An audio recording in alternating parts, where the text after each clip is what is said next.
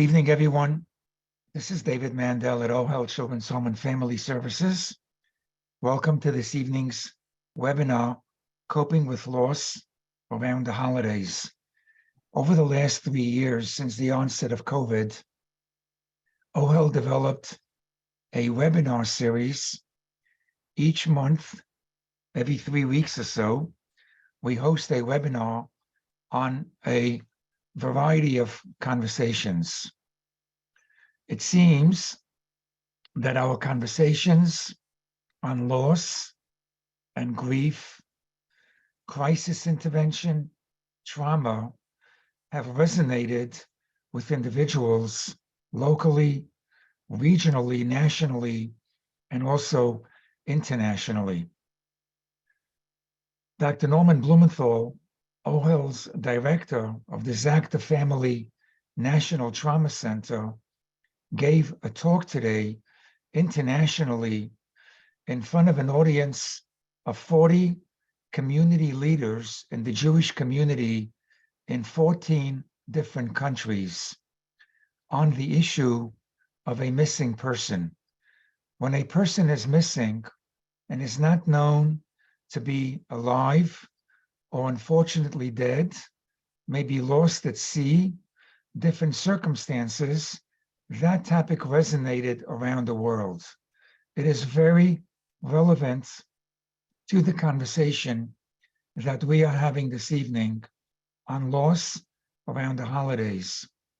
I thank my colleagues Sivi Ryder, Cheryl Charnovsky, Laura Bart for organizing these webinars in which we have hundreds of individuals participating in every talk.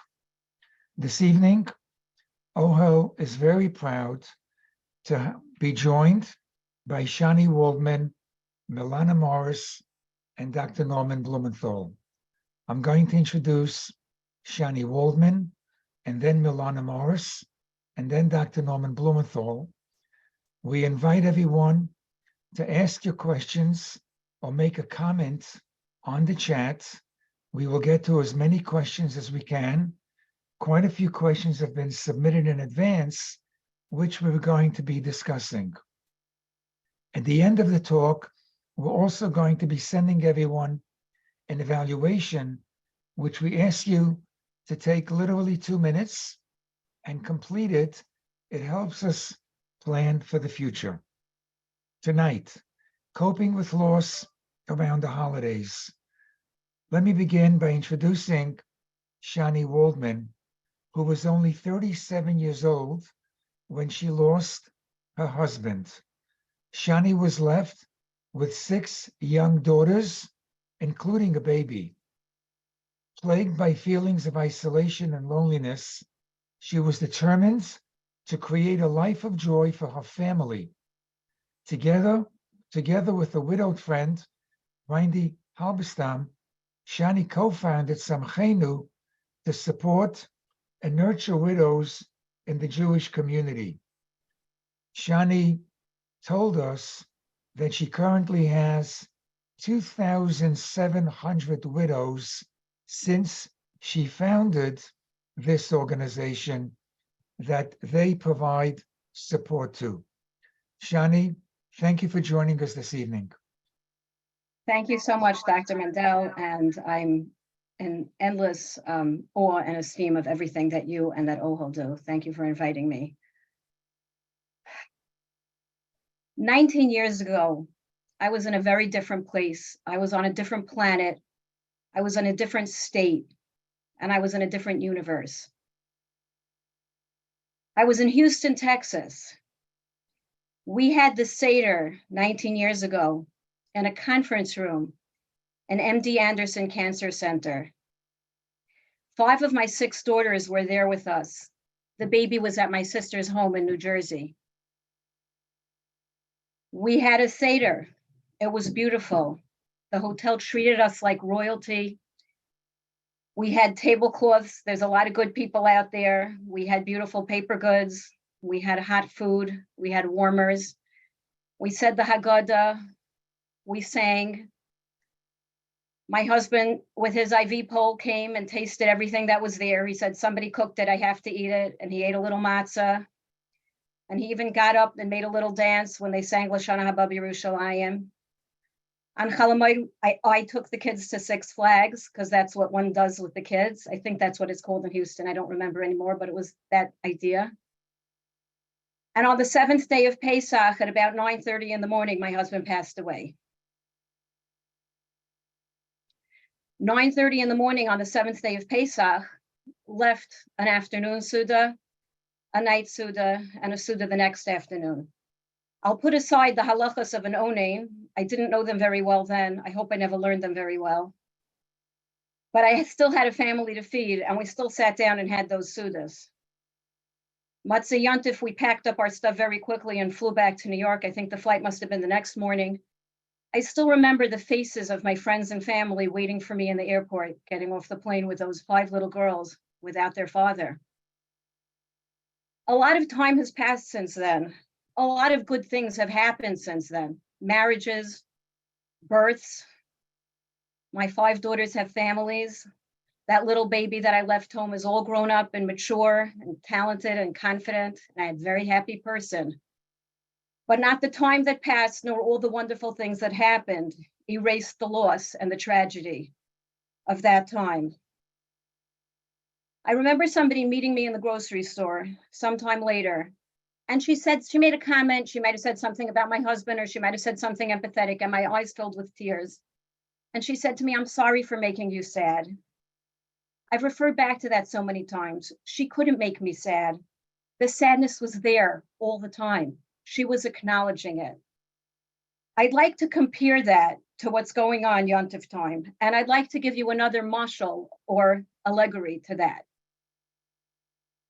When I was living at home, over the months and years that passed, I got used to the dynamic at home without my husband. That doesn't mean it ever became normal. That doesn't mean it ever became okay. But I was aware that he didn't live in my house. I knew that. I was used to this is the way we live now. This is the new normal. When I went on a trip to Florida, I missed him because I had been with him to Florida, and I knew that he wasn't in my house, but my brain wasn't used to him not being in Florida. When I went to Eretz Yisrael, I looked for him everywhere because I knew that he wasn't in my home. Years went by and he wasn't in my home, but he also wasn't in Eretz Yisrael. And I remembered the last time I was there, I had been with him in Eretz Yisrael. That's what happens in our lives. We get used to our everyday lives. Again, we never forget the loss. It's always there and the sadness is there. But we live our daily lives and we even live our Shabbosim, and somehow we figure out what the best way is for us to live our Shabbosim and to the best of the options. But then Yontif comes, and Yontif doesn't come every week. Shabbos, there's 365 days in a year. There's 52 Shabbos, but there's one Pesach and there's one Sukkot and there's 8 days of Hanukkah.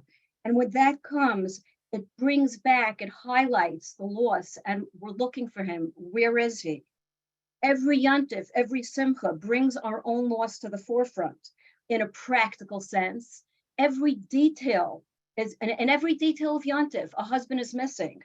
He's not koshering, he's not schlepping all the Pesach dishes and pots, he's not grocery shopping, he's missing when we're buying matzah, he's missing setting up the ka'ara, he's missing pouring the wine. Emotionally, there are so many memories attached to that Yontif with him. And I will add that spiritually, if it's the time of the yahrzeit, there's a heaviness attached to the time of the yahrzeit. Now, I'm obviously not a rabbi, but this is something that I've observed in other people and experienced over and over. It hits your neshama before it hits your brain. So nobody knows this, but right after Purim, I feel that heaviness. It was a time that something was coming for our family. It was a time of a lot of good things, but it was also a time of din. And my neshama feels that. We just had an event for our young Samchenu members to give them a night out before Yontif. And we went around the room and everybody talked a little bit. There were a disproportionate number of women who have yahrzeit now. Do you know why? It's Erev Pesach, 2020. What was going on Erev Pesach? Do you know how many widows there are from COVID? Besides, I had nothing to do with COVID. Besides all the ones that would have been at this time of year, there's a disproportionate number. So a lot of people have yahrzeit around now as well. There's a typical family structure in the frum world. When your structure is different, you feel that at every simcha, at every yontif. You feel the loss and you feel the contrast to everybody else. I had made the Siddharam at home. I was married for over 17 years. I was the host. All of a sudden, I had to go back to being a guest with 6 children. That felt very vulnerable to me. It made me feel very alone. I remember the first time I made the Seder after that. I finally had, my daughter got married 4.5 years later, and the next year she came to me with her husband for the Seder and their newborn. Well, I love my son-in-law like a son, but we didn't talk about it. I assumed that he was going to run the Seder. He assumed that I was going to run the Seder, and I did. For all those years after that, I sat at the head of the table and I led the Seder. And I said Divrei Torah, and I even prepared a speech before we started to all the people present at the Seder, thanking Hashem for what we had and for where we were. And appearances are misleading because we can make a very beautiful Seder and we can still have a lot of emotion, a lot of heaviness behind that. Sivi suggested to me the following 3 P's: predict, plan, and permission. Predict how you're going to feel over Yontif. It's going to be hard. A lot of people in the questions that I saw, a lot of people asked, how do I be happy? I can't answer that because it is hard. Let's start by acknowledging that. Plan, what is the best of the different options? Don't give everybody a turn. This is not your time to be nice and diplomatic. Do what works best for you.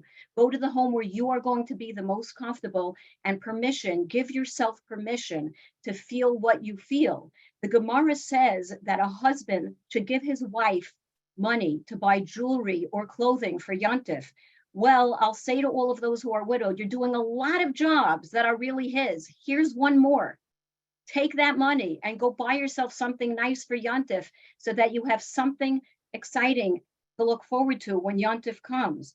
This is a hard time. Rabbi Eisen, who spoke to us at this night out we had, said, Vayidom Aharon, does not belie the fact that Aaron had a rock in his heart. He didn't fight, he didn't argue, he didn't challenge Hashem, but that doesn't mean that he didn't have emotions. He felt that emotion, he felt that rock. My friend Miriam Winiyar, Zallah Shalom, who lost her husband 8 years ago in a car accident, was nifter this December, early this past December, 2022 herself. And one thing I learned from her is to treasure the good days.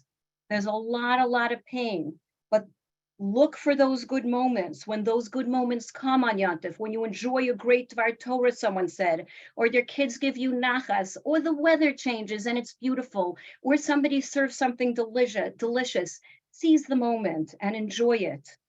My relative, my father's first cousin, Eretz Yisrael, said to me, he had lost a son, and he said to me, when you're feeling okay, don't summon it. And when it comes, don't push it away. Those feelings, those emotions come in waves. When you're having a good moment, allow that good moment. And when you're feeling sad, allow yourself that's okay. Dr. Blumenthal, in an article that you once wrote, this must be one of your themes, but I've repeated you many times on this. You described an Olympic runner running and then collapsing at the finish line. And you asked, is that person strong or weak? We have this image of somebody's weak if they collapse, but that person ran and did it. As we were preparing, moments before the audience came on, we were joking about the fact that appearances are misleading, that somehow or other, us panelists had to show up looking like we sat all day and read magazines and drank iced coffee, despite the fact that it's Erev Yontif, and we were preparing for Erev Yontif. So we sit down to that beautiful Seder, but I have a friend who made a Levaya Erev Yontif of Corona for her husband and sat down with her family that night for a Seder. And like I said, we sat down to our Yontif Suda.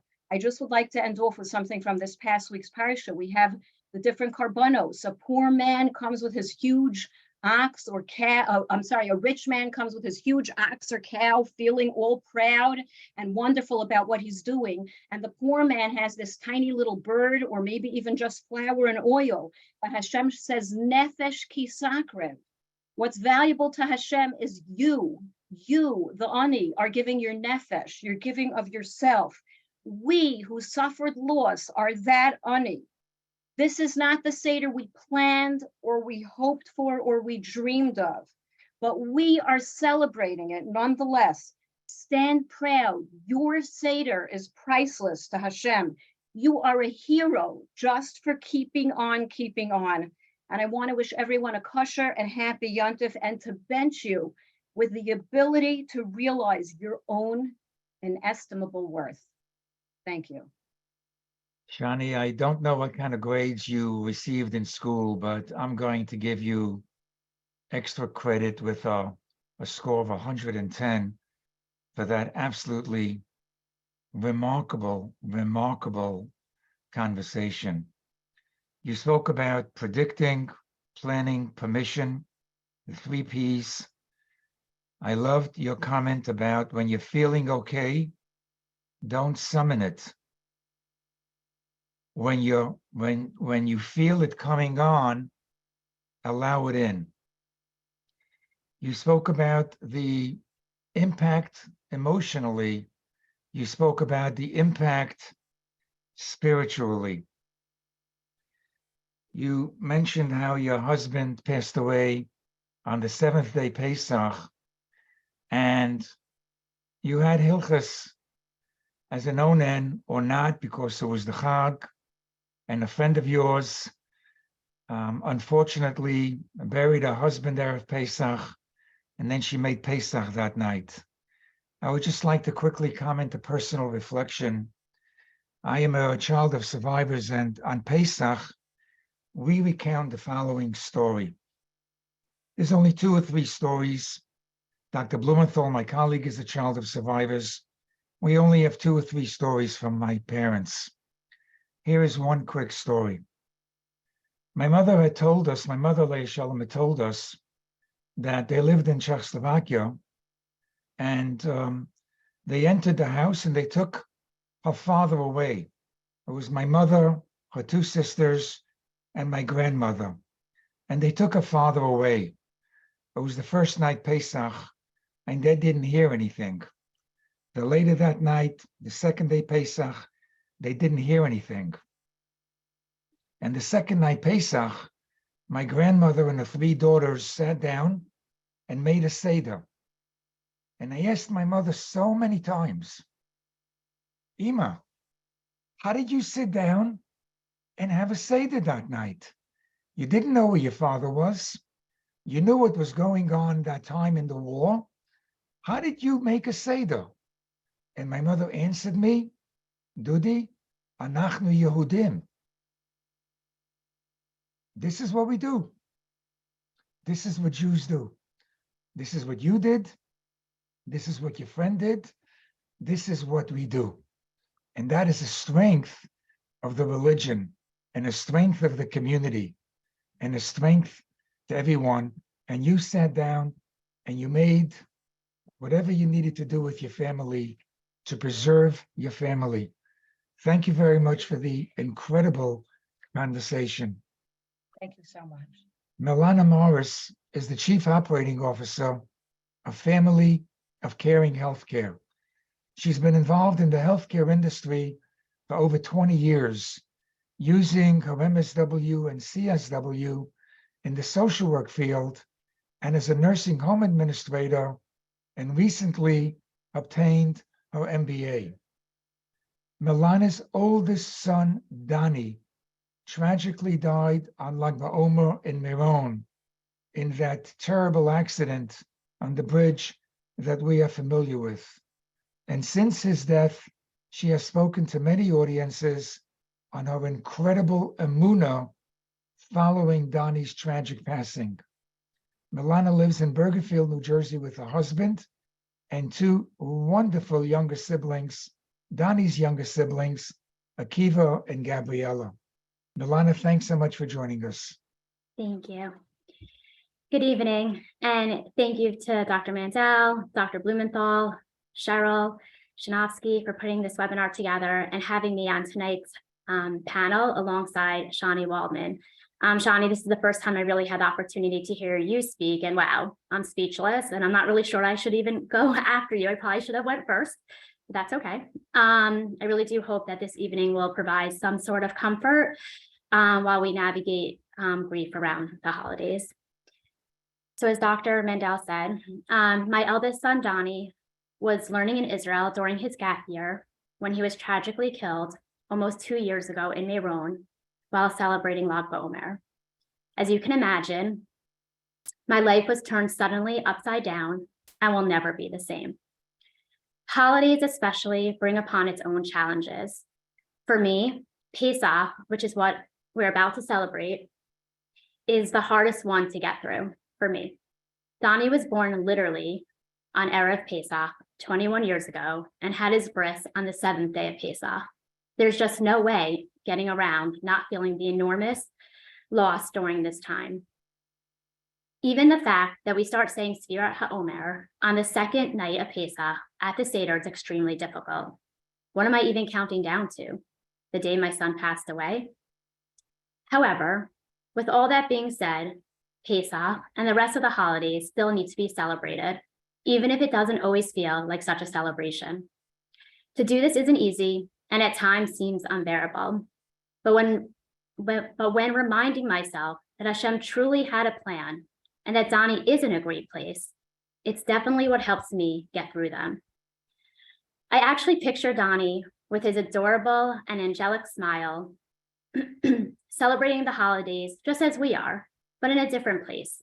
He's up in Shamayim with many other people we have lost and those we have learned about throughout Tanakh. Being surrounded by families and friends really helps me as well. At first, I used to feel like guilt when cracking a smile or having a good moment, but in truth, I need those distractions and happy times to be able to move forward. Never move on, but to be able to move forward. Sometimes we feel we just want to be alone and that no one can possibly understand how we truly feel, and that can be really difficult. To watch other families all together while mine is no longer that way is hard, but the alternative to me is worse. Pushing those that love and care for me away still won't bring Donnie back. And then what am I left with? The true meaning of feeling alone. I am also fortunate to have a loving husband and 2 other wonderful children who are grieving in their own ways. While still being genuine and true to myself, I also need to try and be quote unquote normal and contribute and continue to celebrate holidays and do what we always did for their sake. If my kids are happy and in a good place, then that helps me navigate my own grief, even during the holiday seasons. Milana, I don't think anyone will ever forget your words. What am I doing with Sphera? I'm counting down to the day that my son passed away.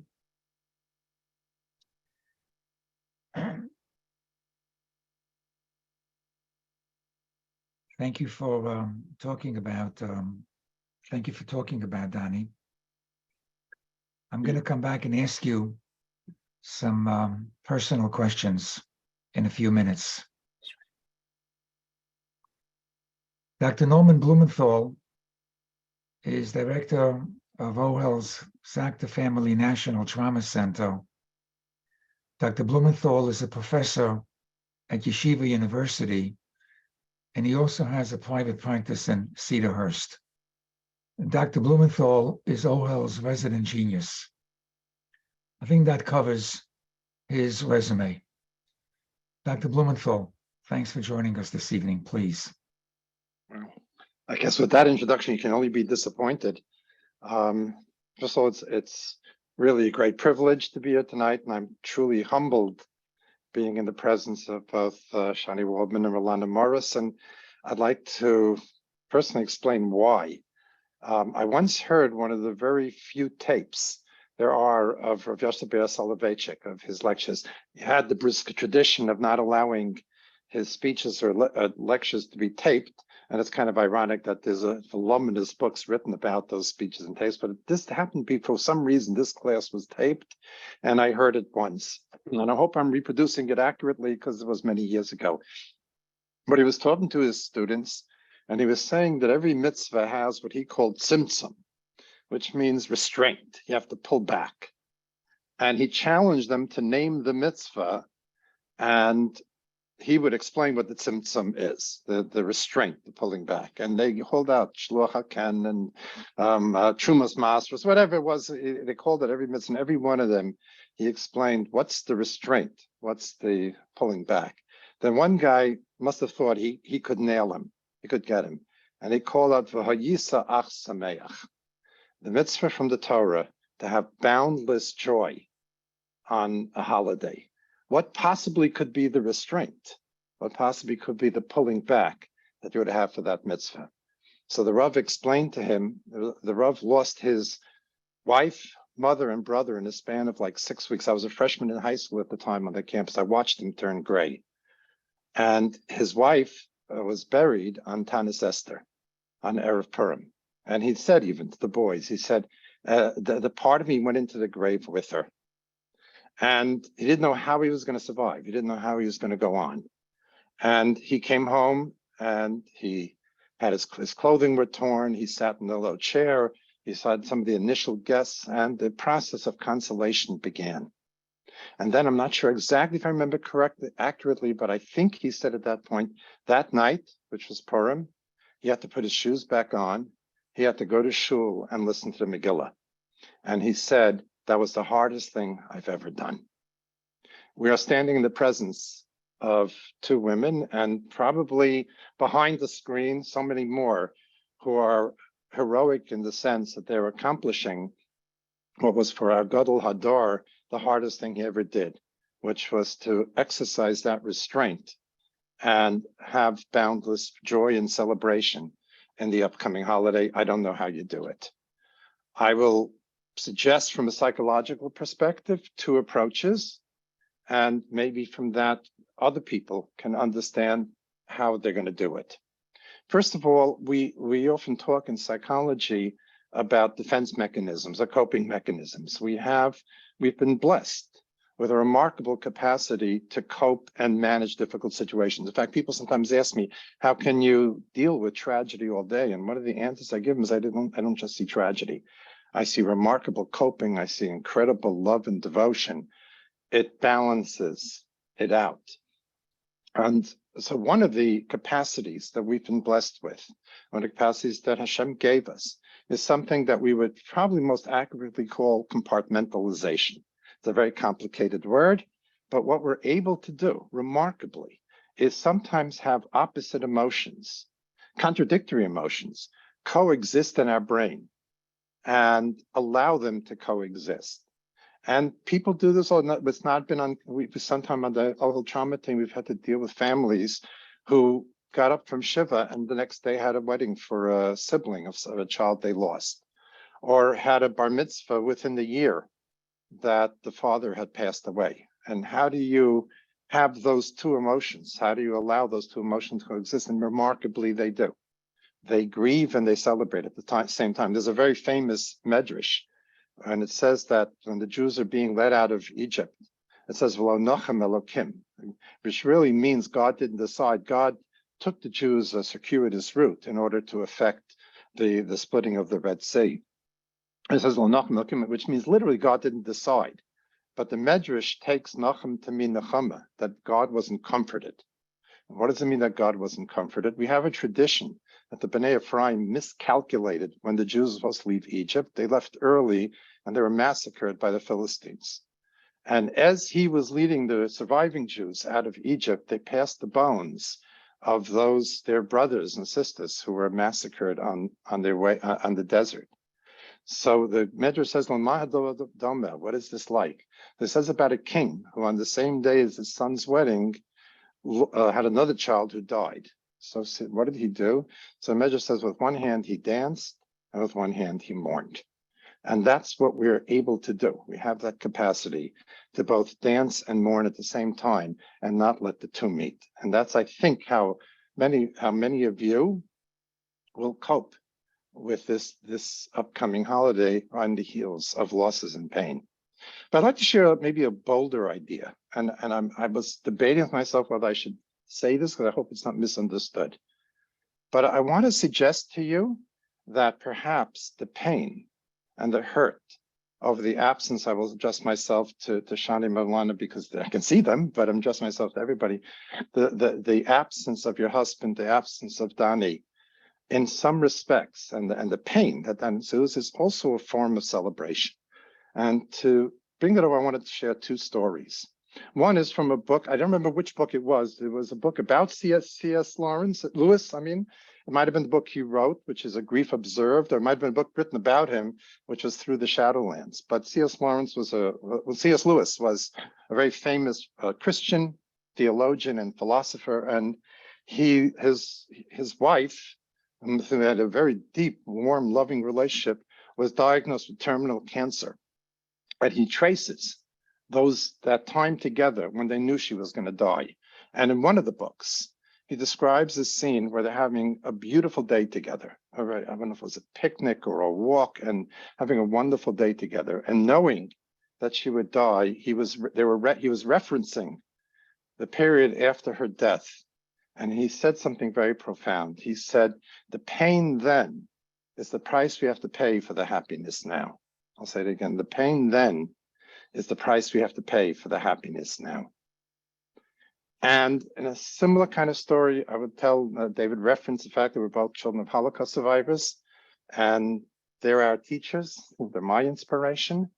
And tell a story about my mother described. My mother, throughout my childhood, would not talk about the 7 concentration camps she survived. But when we were older and she was older, as often is the case, she was more open and talking about it. And we finally prevailed upon her to do one of those video testimonies about her experience. My mother was a brilliant woman. She's since passed away, Allahu Shalom. But she's fluent in 7 languages. I actually got her doctorate from Columbia at the age of 64, dissertation and everything. So she's quite eloquent. And she went through the whole thing and didn't shed a tear, not the whole thing, but to a certain point, about the occupation, forced into the ghetto, her deportation to Theresienstadt, and even the deportation to Auschwitz. But it was the point when the day she arrived in Auschwitz, where she had her first, if you will, breakdown, where she broke into tears. And that was as she described how they tattooed the numbers into her arm.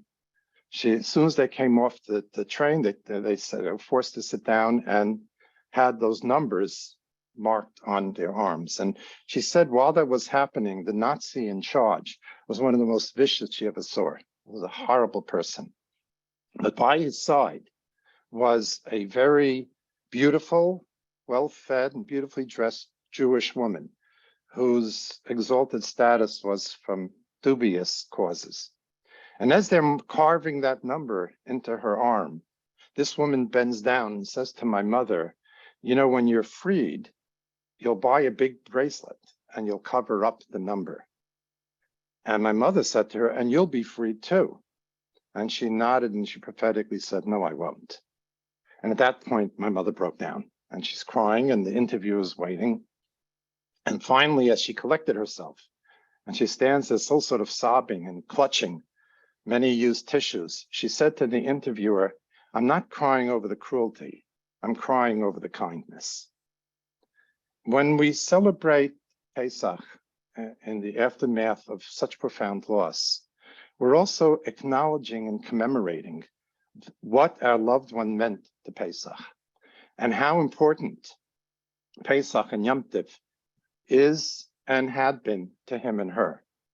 So in a strange kind of way, this pain, their pain now is the price you're paying for the happiness then. And you can cry over kindness, and you can cry over how important and how central your loved one was and is to every aspect of your life. So I want to propose to you, and I think both of you acknowledge the sadness is inevitable. We're only human. And we try to overcome it, which is, again, as Rav Soloveitch said, the hardest thing to do, to be commemorative, to be celebratory. But part of that pain and part of the fact that it's so hard, and part of the fact that you may have to fight the impulse to cry is celebrating your loved one, is celebrating who this person is and how important and how much of an importance this person attached to your holiday. And my wishes are to all of you that you're able to do this hardest thing imaginable I stand in awe of all of you, and you are my teachers, and that it really will truly be a meaningful and rich Yom Tov experience. Dr. Blumenthal, I've said this to you so many times. Each time I hear you speak, I learn so many new things. Tonight you spoke about the coping mechanism. And there are many coping mechanisms to deal with life's most complex issues. One of them that you described is compartmentalization. Another one that you described is there is celebration and pain. So Milana, let me start with a question that somebody asked really you. Given what Dr. Blumenthal just said about celebration and pain, compartmentalizing, coping mechanisms, a young woman who lost her son is asking, how do you keep the memories of your son from fading away? His birthday was Erev Pesach. He died on Lag BaOmer. You said some very powerful things. How do you keep the memories of your son from fading away? I think a lot of times we think, reminiscence theory or talking about, Donnie or your loss, anyone who you've lost could be really difficult. And I was talking more about that person is harder, but I actually think it's a coping mechanism that actually helps. The more we talk about him, myself, my husband, my family, my friends, I speak about him and different things. That's the way you keep their memories alive, right? I mean, clearly it's really sad to acknowledge the fact that there's no new memories going to be made. And I think that's really a hard thing to digest. But there are so many, thank goodness, within the 19 years that he did do, and things that I'm actually still learning about which is remarkable, that I still learn every day, not every day, but often, things that I really did not know. And I think just talking about Donnie and bringing him up in conversations, and within a balance, of course. You don't want to over talk about just him and make everything so sad, but I think bring up also the fun things about him. And when we do that often, we'll be like, oh, Donnie would have done it this way, and joking around how he hated the way I cleaned for Pesach, or different things. I think just incorporating him into our daily lives is definitely a way to make sure that we don't forget him and his memories don't fade away. And we're just constantly doing things within his memory. It was actually just literally his English birthday on Sunday. And just the amount of friends who did things. I even had a group of friends. They did 21 friends who did 21 acts of kindness for him, and they each took upon something in his memory, and it was beautiful. And just constantly doing things like that, that's the way you're not going to let those memories fade, and they won't be forgotten. But you have to be okay with talking about it, and sometimes it's hard. It is really hard, but I think it's still better than letting him be forgotten. One of the things that Dr. Norman Blumenthal talks when he speaks to parents who've lost a child, he mentions to them, mention the name. When someone asks about, well, your son, say the word Donnie. When someone asks about whoever it is, mention the name. And you started your answer by talking about Donnie.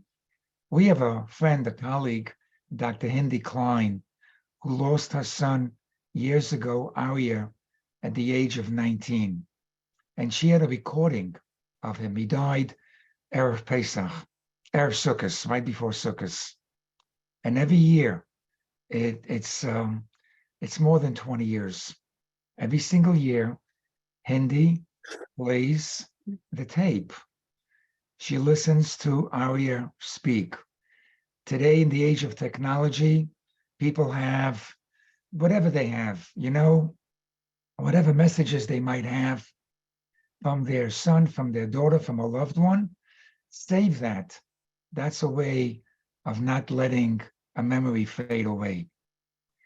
Shani, I want to ask you a question about, let's say, protocol or derech eretz. You spoke about how you and your son-in-law you're making the Seder, you're making the Seder. So a question is asked. Should I have, a woman lost her husband. Should I have my oldest son sit in my husband's seat, the Seder, and lead it? Or should we leave the seat empty? It's a lot of pressure on my son, but he is the oldest male. I just want to do whatever is going to be best for my kids. How do you had a son-in-law, you have a son-in-law, you have, Baruch Hashem, several son-in-laws. What's the protocol on sitting at the head of the table, so to speak? I really think that there's no right and wrong. It's a mistake that a lot of people think that they're going to do the wrong thing and that's going to be bad.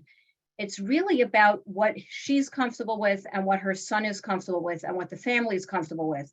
What I did over the years was that I switched the head of the table. I sat at the other head. Rabbi Bender has suggested putting the Shabbos candles at the side of the table where the husband used to sit, and so it wouldn't look so empty. If she and her son are comfortable with him sitting in his father's seat, there isn't anything wrong with that. But if it's putting pressure on him, which is an automatic pressure for an oldest son to feel he has to take his father's place, he doesn't have to take his father's place. Nobody is going to take his father's place. But I would really defer to what everybody feels comfortable with and let them know that whatever they decide together, they aren't doing the wrong thing. So I just want to add to your very good, clear answer. I'm not a Rav, but I researched the halach on it concerning myself. When I lost my mother sat in a certain chair in our house whenever she was by us. It was her seat. And the halacha on kibbud av, kibbud aim is there's a certain protocol that we know halachas in Yonim Dinim on Shiva, and then there's Shloshim, and then there's a year. After a year, there are no more halachas on kibbud av aim. You can show respect, but it's not an halacha. So if a child wants to sit in their father's chair, according to halacha, it's perfectly fine. There is no inyan of kibbud av aim. There may be a discomfort. Somebody just asked a very powerful question. I'm going to throw it out to Shani and Milana and Dr. Blumenthal. How can we deal with the painful thoughts that death is forever? Never seeing our loved one again. Any words of comfort on the concept of death is forever? I guess I could talk to that a little. I actually ask the same questions often, but I try not to think of it that way, because then it's really truly unbearable to think that way. We learn about our next world, right? And I have to believe that it's there. And I do believe in Mashiach, and that there will be a day that we're going to be reunited. So I try to focus on that and all that we've learned that way. And think about, the Beis HaMikdash, and just even like now when I daven and, we talk about karbanos and we sing Imesh Chachech and everything that has to do with Yerushalayim, and my son obviously is buried in Israel, literally facing the Beis HaMikdash. I just have to think that way. And I think if we try to focus on, Mashiach and the next world, and not on the finite, like it's forever, it might be more tolerable. Dr. Blumenthal, I like the answer that it's not forever. Whatever that means, we're not sure. Or Gilgulim, however one views Gilgulim. Dr. Blumenthal. Well, just to resonate with what Melanie Maris just said, the psychological research. So I don't have to hide behind the disclaimer that I'm not a Rav, and I'm just as much a Rav as David Mendel is. But the psychological research shows, and I'm purposely using the English terms, that people who believe in a soul, in the hereafter and the resurrection of the dead, fare better with grief than those who don't. In fact, it's interesting in my work, in my practice, person's religious beliefs are usually not terribly important. But when I'm doing grief counseling, and I've done grief counseling within the Orthodox community, with unaffiliated Jews, with Gentiles, I need to know their belief system, the person's belief system, because it's important, and because of, those beliefs help. And I think the way it helps is also a message that, we say grief is forever, and we know it's not, but even for the time period, which feels like forever, that the person's not here, we triumph over death. And all the people that I work with triumph over death. And one of the ways in which we triumph over death is by preserving the relationship and preserving the memories. I always tell people, when someone dies, the relationship doesn't end, it changes. It changes from a face-to-face relationship to a relationship of legacies, of memories. And we in a way, as I said, we triumph over death. My mother-in-law, my wife's mother, died when my wife was 16. I never met her.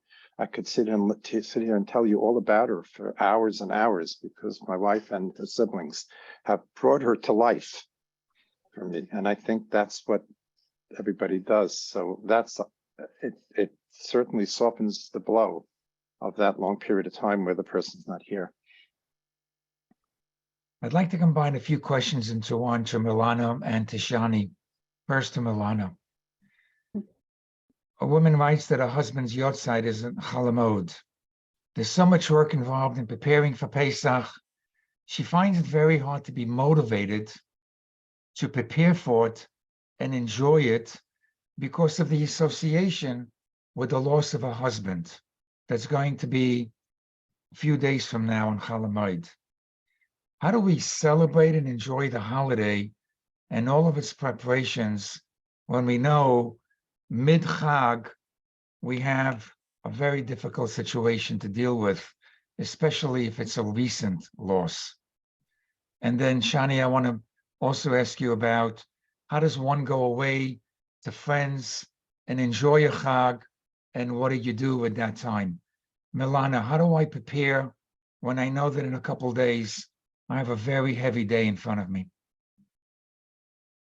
So I know last year was my first Pesach, for example, without Donnie, and definitely extremely difficult. And I would say I had that same feeling, like, how could I remotely try to celebrate something when I knew what was coming, right?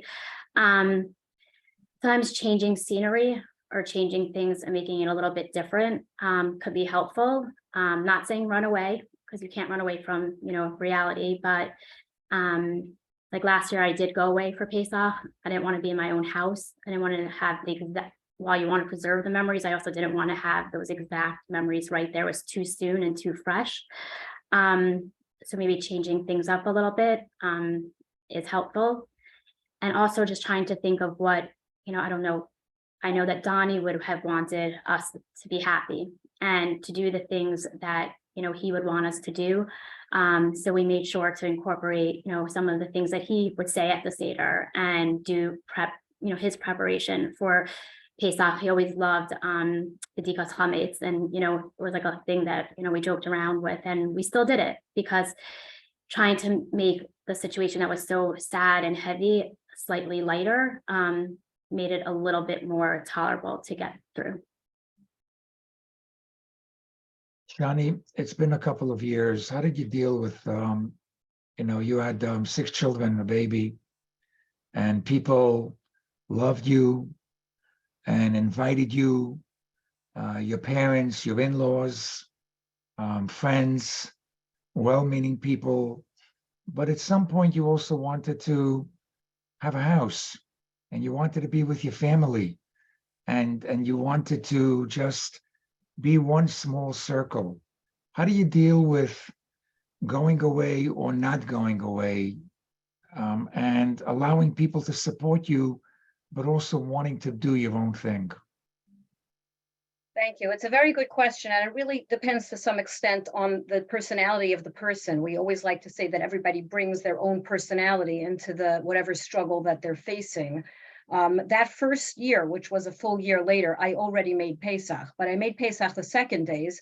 I wasn't up to making my own Seder. And I did sort of what Merlana is saying, which is I changed things up. I went to Muncie, my parents lived there and my brother-in-law lived there. So I went one day to one of them and for the next day walked 45 minutes and stayed at the other one just to keep things busy.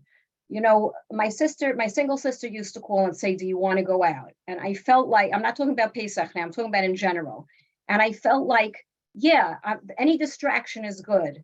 But over time, I learned that a way of life became living from one distraction to the next. When people ask, how do you live with it? To some extent, you distract yourself. That's not very profound, but it really, really works. I threw myself into making Pesach, and I went to one person for one day and the other person for the other day, always keeping busy and always trying to keep active so that I didn't have too much time to dwell on it. It was always there, but if I would just sit and soak in it, I would get very, very down. Dr. Blumenthal, the person asks the question, I'm going to give it a label of last words. I learned from my mentor many years ago about tragedies in which people have a fight, a husband and wife, and then unfortunately, you know, unrelated to the fight, the husband has a heart attack and dies, and then there's that overwhelming guilt. You know, that last interaction we had was a fight. So a person is asking the question, my husband died 5 months ago. I could have done more. Why didn't I know? Why didn't I recognize to call the doctor? I might have kept him alive. How do I deal with that guilt? So I think I've said this before in previous webinars. There's two types of guilt. There's guilt up here and there's guilt over here. There's rational guilt and there's emotional guilt. Guilt is a very common early response to loss, particularly the death of a child. That parents, and again, my experience with dealing with hundreds, maybe even more than 1,000 parents who lost children over these past 25, 30 years, quite the opposite is true. Usually there's heroic efforts to save the child and going around the world, every specialist running into burning buildings. And yet very often, pretty consistent. In fact, the research shows that the most common early response to the death of a child is guilt, but even deaths of spouses, parents, siblings. And most of that guilt is emotional guilt. It's not rational guilt. It's not something you can talk someone out of. And the guilt is, to some extent, certainly if it's a parent who's losing a child, it's the nature of a parent to protect the child. That goes into, you know, even if in the animal kingdom, if you try to harm a puppy or something like that, the mother will become fierce. It goes to the core of your self-definition as a parent. So when somehow or another you're not able to protect that child, you naturally feel guilty, even though there's nothing really to feel guilty about. But it's an emotional guilt, and you can't talk someone out of an emotional guilt. But even in, there's not a child, there's always something more you can do. The loss is so tremendous. There was always that one act of kindness, that one form of consideration. There's always something you can find that you didn't do, and that's sometimes what people focus on. It's really, and also guilt is to some extent, and that's why it's so common, is to try to at least put some logic in something that makes no sense. I mean, listen, why all the thousands of people there on Meron? Why Donnie? You know, and why was your husband selected to have cancer? It makes no sense, and the guilt is an attempt to try to make some sort of logic about something that really, if there is a logic, it's a logic in Shemaim that we can't understand. I never try to talk people out of the guilt. You know, pain is an integral part of grief, and this is one of the pain. The only thing I do tell people, with some rare exceptions, it tends to be a very intense early response to a loss. It also tends to dissipate. So when I'm dealing with someone who's experiencing guilt, that's the only kind of comfort I can offer them is I can tell them this is part of the pain. This is fairly universal. People feel this. It will dissipate. Pain is part of grief. rational versus emotional. There's so many comments, phrases, suggestions made this evening. It's virtually impossible to try to encapsulate everything. Milana, a difficult question. If you can give me a 1-minute answer, please. After Shiva, someone is asking, what is the best way to acknowledge or to let you know that I'm thinking about Dani? Can I send you something? Can I cook you something? Can I say something? What is the best way that would let you know that they're thinking about Dani and they want to do it in some fashion? Okay, so I had a lot of good responses after, and some that I think I could write a book as to what not to do.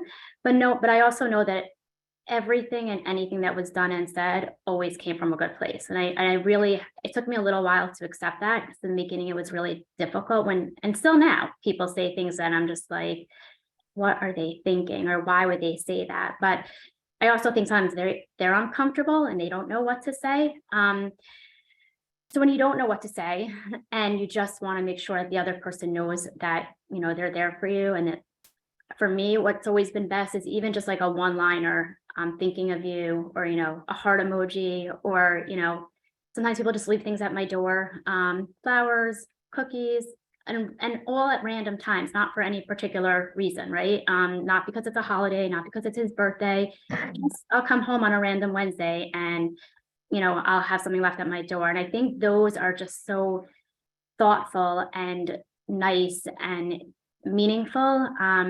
Again, everything is always nice and people always mean well, but sometimes it, I don't even want to give examples, because if anyone's on this webinar and it was them who said it, that would be bad, right?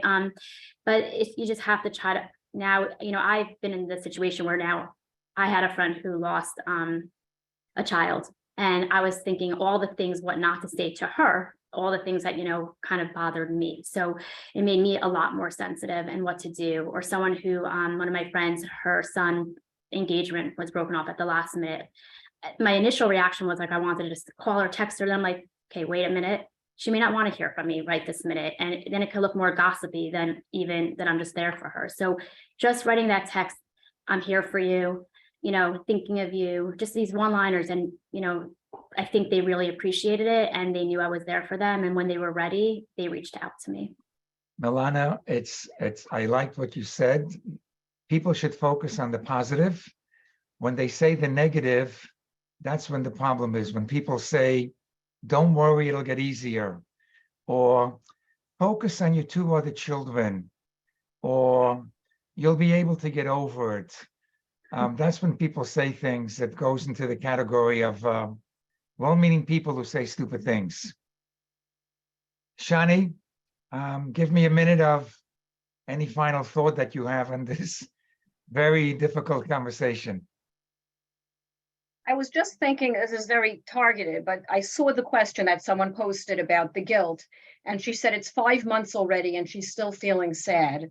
I'd like to say to anybody who's grieving, and to any of their family or relatives or friends, that 5 months is yesterday, and 2 years, which Milana's coming up to, is very, very beginning baby steps. Adjusting to a loss is a lifetime journey.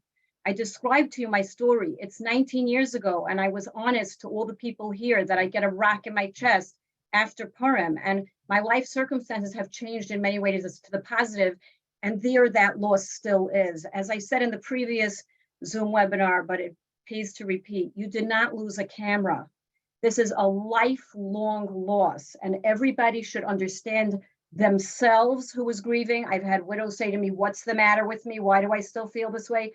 Nothing's the matter with you until you get it back with the coming of the Mashiach. You are normal and right for feeling that loss. And the family and friends have to understand that as well, coming into Pesach, that no matter if it was recently or if it was many, many years ago, this person's loss is still accompanying them on their journey and always will. Please be compassionate.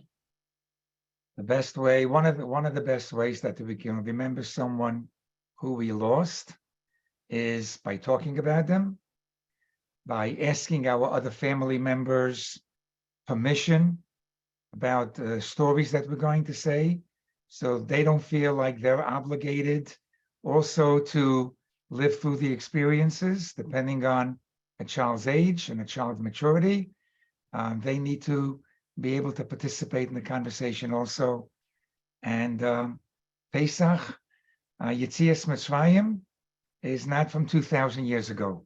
It's also from 2 years ago, from 17 years ago, from whatever is happening today and tomorrow.